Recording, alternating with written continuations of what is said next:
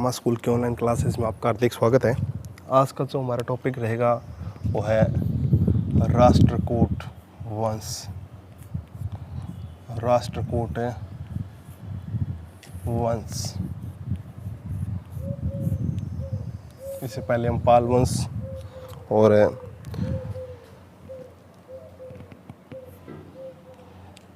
पाल वंश पढ़ चुके हैं। अब हमारा जो टॉपिक रहेगा राष्ट्रकूट वंश। सबसे पहले राष्ट्रकूट वंश की स्थापना किसने की थी? तो उस व्यक्ति का नाम है दंती दुर्ग। दंती दुर्ग इस व्यक्ति ने क्या की थी? सबसे पहले राष्ट्रकूट वंश की स्थापना की थी। तो बात करें कि राष्ट्रकूट वंश की स्थापना कब हुई, तो 736 ईस्वी पूर्व कब की गई थी? 736 ईस्वी के अंदर राष्ट्रकूट वंश की स्थापना होती है।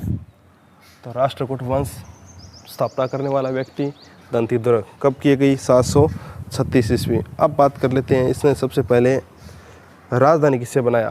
तो सबसे पहले राजधानी बनाया नासिक को। किसे राजधानी बनाया? नासिक, यानी नासिक को क्या बनाया? राजधानी। सबसे पहले नासिक को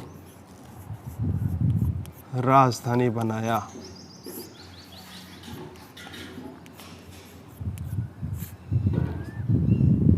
बात की थी हमने सबसे पहले राष्ट्रकूट वंश की स्थापना दंती दुर्ग कब? 736 ईस्वी। किसे राजधानी बनाया? नासिक को इसने राजधानी बनाया। और इस वंश में जो राजा हुए, कितने राजा हुए? इस वंश में राजा जो टोटल हुए थे वो 14 राजा हुए थे। कितने राजा हुए? 14 राजा। इस वंश में कितने राजा हुए? 14 राजा। पहली बात, स्थापना दंती दुर्ग कब? 736 ईस्वी। वंश कौन सा? कितने राजा? 14 राजा। अब जो दंती दुर्ग था वो उस समय किसके अधीन था? ये जो दंती दुर्ग है, दंती दुर्ग उस समय वातापी के चालुक्यों के अधीन था। चालुक्यों के अधीन एक क्या था? सामंत था। मतलब ये क्या था? एक है सामंत था। वो भी किसके अधीन? चालुक्यों के अधीन। मतलब किसके नीचे था? ये चालुक्यों के नीचे था। वातापी के कहाँ के थे? क्योंकि चालुक्य वैसे बहुत सारे हैं, तो बात करें एक्चुअल चालुक्य तो वातापी के चालुक्यों के अधीन था। इसने क्या किया? चालुक्य राजा जो था, चालुक्य राजा कौन सा? कीर्तिवर्मा। वो क्या कर दिया? को पराजित किया। कीर्तिवर्मा को पराजित। कीर्तिवर्मा को पराजित कर दिया। और अब ये चालुक्यों से क्या हो जाता है? आज़ाद हो जाता है। मतलब किसको पराजित किया था? चालुक्य राजा कीर्तिवर्मा को। इसके बाद में जो आता है वो कर्षण प्रथम। कौन सा आता है? कर्षण प्रथम। इसने क्या करवाया? इसने प्रसिद्ध कैलाशनाथ मंदिर का निर्माण करवाया। कैलाशनाथ मंदिर का निर्माण। कैलाशनाथ मंदिर का निर्माण किसने करवाया था? तो कर्षण प्रथम ने। ध्यान रखना है कि कैलाशनाथ मंदिर का निर्माण कौन करवाता है? कर्षण प्रथम। तो चालुक्य राजा कीर्तिवर्मा को पराजित किसने किया था? तो उस राजा का नाम है दंती दुर्ग। अब बात करते हैं इस वंश के चौथे राजा की। वंश का चौथा राजा, चौथे राजा की। वंश के चौथे राजा। पहले तो इस वंश का चौथा राजा है कौन? उस व्यक्ति का नाम क्या है? ध्रुव। क्या नाम है, ध्रुव। इसने क्या किया, गुर्जर प्रतिहार, गुर्जर प्रतिहार, जो आगे हमारा टॉपिक रहेगा वो यही रहे, गुर्जर प्रतिहार। हमने पढ़ा था पाल प्रतिहार और राष्ट्रकूट के बीच क्या रहा था, एक 100 वर्ष का संघर्ष रहा था। गुर्जर प्रतिहार जो है उसके राजा, जिसका नाम है वत्सराज, क्या नाम है, वत्सराज, इसको हराया था। वत्सराज को किसने हराया, ध्रुव ने पराजित किया था।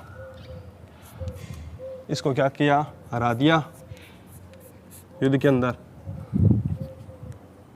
किसने, वंश के चौथे राजा, नाम है ध्रुव। इसने गुर्जर प्रतिहार जो राजा था वत्सराज, उसको क्या कर दिया, पराजित कर दिया।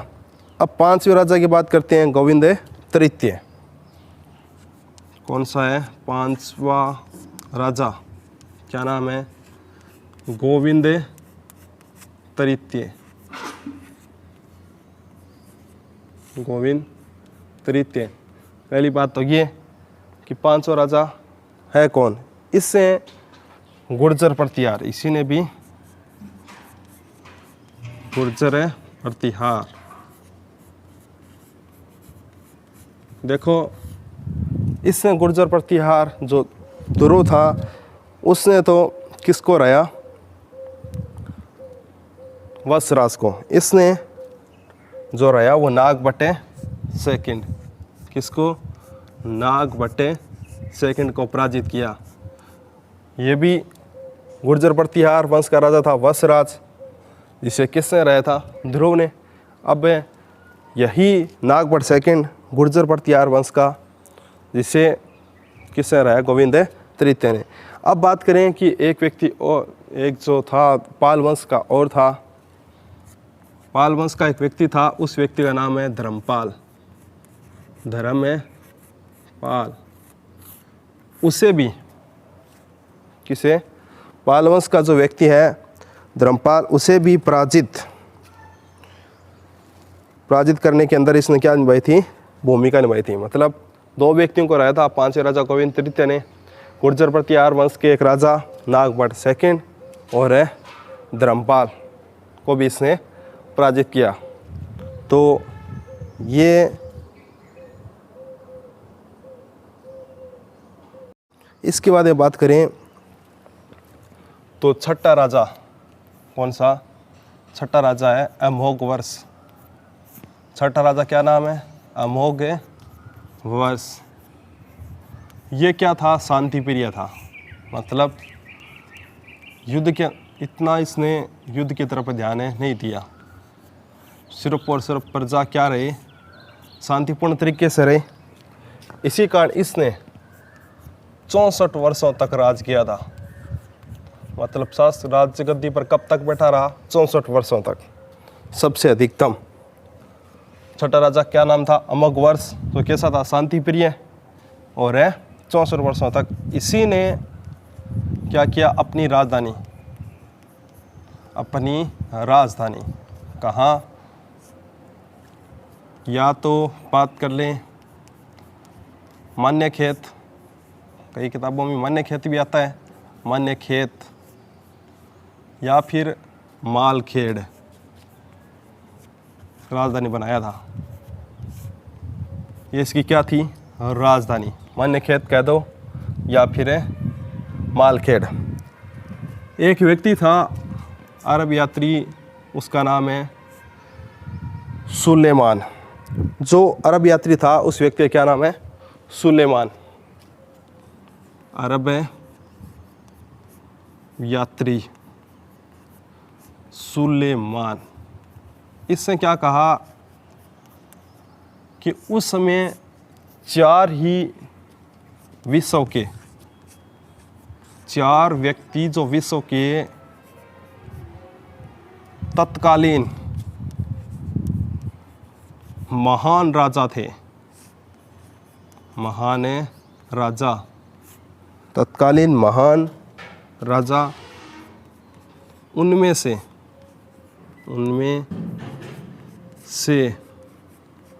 एक राजा जो था वो कौन था?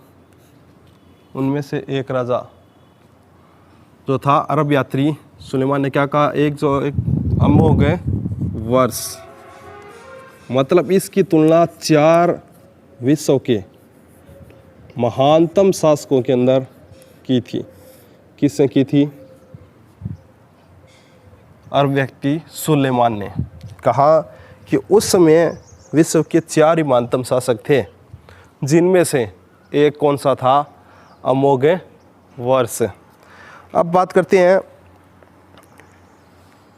कृष्ण द्वितीय व इंद्र तृतीय, यानी कृष्ण फर्स्ट हमने पढ़ चुके हैं। अब बात आती है कृष्ण सेकंड व इंद्र तृतीय। इंद्र तृतीय ये वो राजा हैं जिन्होंने क्या किया था कि महिपाल को पराजित किया था। किसको? महिपाल को। किसको पराजित किया है? महिपाल। इसको क्या किया? पराजित, मतलब इसको क्या कर दिया? हरा दिया। और हराने के बाद में इसे भागने के लिए वहाँ से क्या कर दिया? विवश कर दिया। पहले तो क्या कर दिया इसको? पराजित, और उसके बाद में भागने के लिए विवश।